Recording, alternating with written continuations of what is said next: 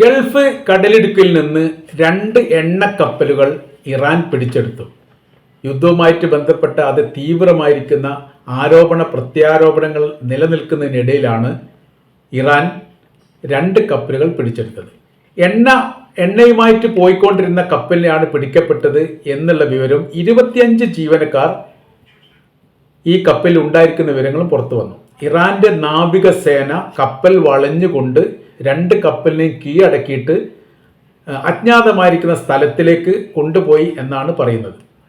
സമുദ്ര സുരക്ഷയുമായിട്ട് ബന്ധപ്പെട്ട കാര്യത്തിന് വലിയ നിരീക്ഷണങ്ങൾ അമേരിക്ക നടത്തുന്നതിനിടയിലാണ് ഇങ്ങനെ കപ്പൽ റാഞ്ചി കൊണ്ടുപോയ തരത്തിലുള്ള വിഷയങ്ങൾ നടക്കുന്നത്. ഇത് ഏത് രാജ്യത്തെ കപ്പലാണ് എന്നതിനെക്കുറിച്ചുള്ള വിവരങ്ങളൊന്നും ഇപ്പോൾ നിലവിൽ പുറത്തു വന്നിട്ടില്ല. അതേക്കുറിച്ച് അന്വേഷിക്കുകയാണ് എന്ന് അമേരിക്ക പറയുകയും ചെയ്തു. മെഡിറ്ററേനിയൻ കടൽ, അറബിക്കടൽ, ചെങ്കടൽ, ഇന്ത്യൻ മഹാസമുദ്രം, ഈ 4 മേഖല കേന്ദ്രീകരിച്ചുകൊണ്ടുള്ള നിരീക്ഷണം അമേരിക്ക നടത്തിയതോടനുബന്ധിച്ച് അങ്ങനെ തന്നെ നിരീക്ഷണങ്ങൾ ഇറാനും നടത്തുന്നുണ്ട് എന്നുള്ളതാണ്. അതീവ രഹസ്യമായിരിക്കുന്ന നിരീക്ഷണ പറക്കൽ അമേരിക്ക നടത്തുന്ന സമയത്ത് ഇതിനെ നിരീക്ഷിക്കാൻ അമേരിക്കയുടെ നിരീക്ഷണ വിമാനങ്ങളെയും ഡ്രോണുകളെയും നിരീക്ഷിക്കാൻ പാകത്തിലുള്ള സംവിധാനം ചെങ്കടലിൻ്റെ ഭാഗത്തും തയ്യാറാക്കി വെച്ചിരിക്കുന്നു. ഇത് ഏത് മേഖലകളിൽ പെട്ടതാണ് അല്ലെങ്കിൽ ഏത് ഭാഗത്താണ് എന്ന് ഇപ്പോഴും കൃത്യമായ രീതിയിലുള്ള വിവരങ്ങൾ പുറത്തു വന്നിട്ടില്ല. പറയുന്ന കാര്യം, സൈനിക അഭ്യാസം ഇതിൻ്റെ ഇടയിൽ യമന്റെയും ഇറാന്റെയും നാവികർ നടത്തിയിരുന്നു. അത് ചെങ്കടലിലെ ചില ഭാഗങ്ങളെ കേന്ദ്രീകരിച്ചു കൊണ്ടുള്ള ഈ സൈനിക അഭ്യാസമാണ് നടത്തിയത്. അമേരിക്കയെ ഈ മേഖലയിൽ നിന്ന് 100% തുരത്തുക എന്നുള്ളതാണ് യമന്റെ ലക്ഷ്യം. അതിന് സപ്പോർട്ട് ചെയ്യുകയാണ് ഇറാൻ ചെയ്യുന്നത്. 2 പേരുടെയും ലക്ഷ്യകാര്യങ്ങളൊക്കെ ഒന്ന് തന്നെയാണ്. അപ്പോൾ നിയമവിരുദ്ധമായ രീതിയിൽ എണ്ണ കടത്തുന്ന കപ്പലുകളെയാണ് പിടിച്ചെടുക്കപ്പെട്ടത് എന്ന് ഇറാൻ ഈ വിഷയവുമായിട്ട് ബന്ധപ്പെട്ട് പുറത്തിറക്കിയ പത്രക്കുറിപ്പിൽ പറയുന്നു. അവർ പറയുന്നു, കൃത്യമായിരിക്കുന്ന കപ്പൽ, കൃത്യമായിരിക്കുന്ന രേഖകളോട് കൂടിയിരിക്കുന്ന കപ്പലല്ല യാത്ര ചെയ്യപ്പെട്ടത്. അങ്ങനെ വരുന്ന സമയത്ത് അതിൽ ആയുധങ്ങളോ മറ്റോ ഉണ്ടാവാനുള്ള സാധ്യത വളരെ കൂടുതലാണ്. ഏത് ലക്ഷ്യത്തിൽ നിന്ന് ഏത് ലക്ഷ്യത്തിലേക്കാണ് കപ്പൽ പോയത് എന്നതിനെക്കുറിച്ചൊക്കെ ഞങ്ങൾ അന്വേഷിച്ച് വരികയാണ്. അതല്ലെങ്കിൽ അതിൽപ്പെട്ട ആളുകളെ ചോദ്യം ചെയ്ത് വരികയാണ് എന്ന തരത്തിലുള്ള വിവരങ്ങളൊക്കെ പുറത്തു വന്നിരിക്കുന്നു.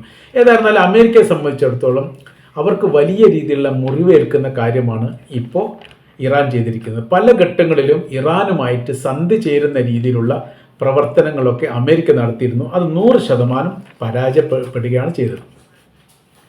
അപ്പോൾ ആണവായുധവുമായി ബന്ധപ്പെട്ട ചർച്ചയാണ് നടത്താൻ വേണ്ടിയിട്ട് അമേരിക്ക തീരുമാനിച്ചത്. അത് നേരിട്ടുള്ള ചർച്ചയ്ക്കാണ് അമേരിക്ക ആദ്യം താല്പര്യം പ്രകടിപ്പിച്ചത്. എന്നാൽ അതിന് തയ്യാറാവാതിരുന്ന സമയത്ത് മധ്യസ്ഥർ മുഖാന്തര ചർച്ചയാവാം എന്ന രീതിയിലേക്ക് കാര്യങ്ങൾ പോയി. ഒമാനെ അതിന് ഏർപ്പാട് ചെയ്യുകയും ചെയ്തു. ഒമാനും ഇറാനും കരാതിർത്തി പങ്കിടുന്ന രാജ്യങ്ങളാണ്. അപ്പോൾ ഈ മേഖലയിൽ ഒരു യുദ്ധവുമായി ബന്ധപ്പെട്ട വിഷയം ഉണ്ടാകുന്ന സമയത്ത് അതിനെ സാരമായിട്ട് ബാധിക്കുക ഒമാനെ തന്നെയാണ്.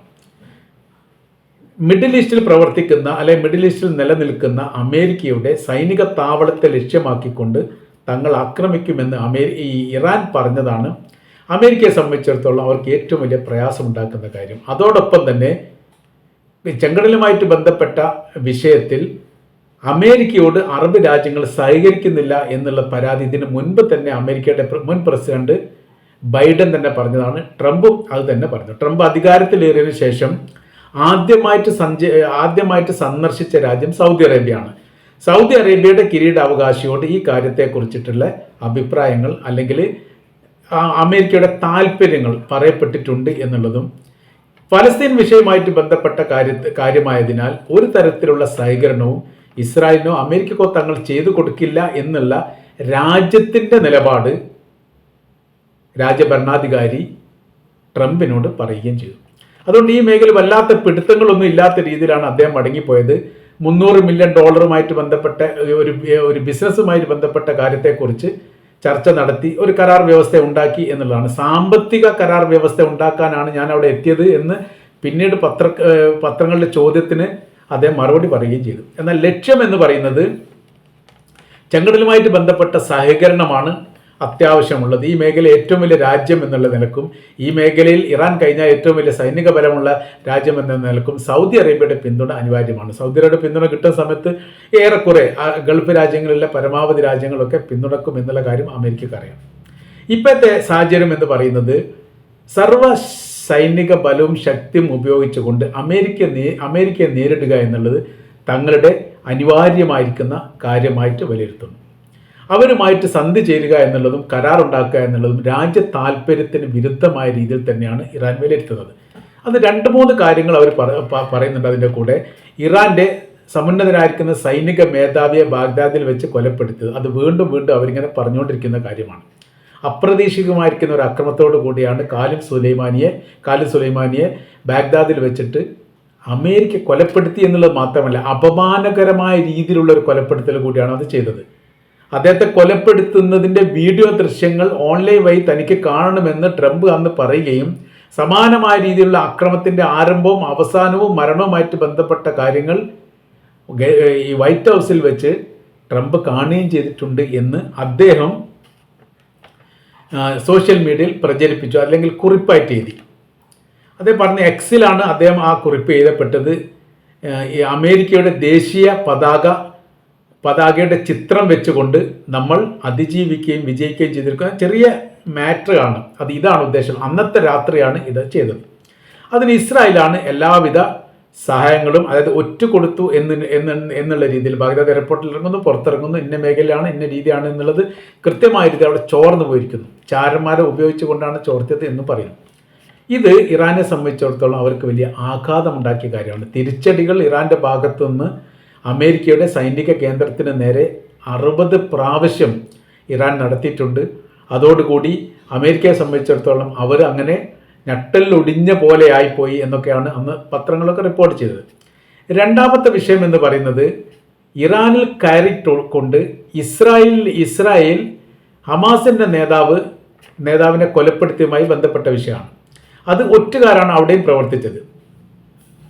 അപ്പോൾ പറയുന്ന കാര്യം, അദ്ദേഹം താമസിച്ച് വലിയ സുരക്ഷാ സംവിധാനത്തോടു കൂടി ഇറാൻ്റെ സൈനിക മേധാവികളുടെ നിയന്ത്രണത്തിൽ താമസിക്കുന്ന ഇടത്തേക്കാണ് ഇസ്രായേൽ വളരെ കൃത്യമായ രീതിയിൽ മിസൈൽ പായിച്ചുകൊണ്ട് അല്ലെങ്കിൽ സ്ഫോടനം നടത്തിക്കൊണ്ട് കൊലപ്പെടുത്തിയത്.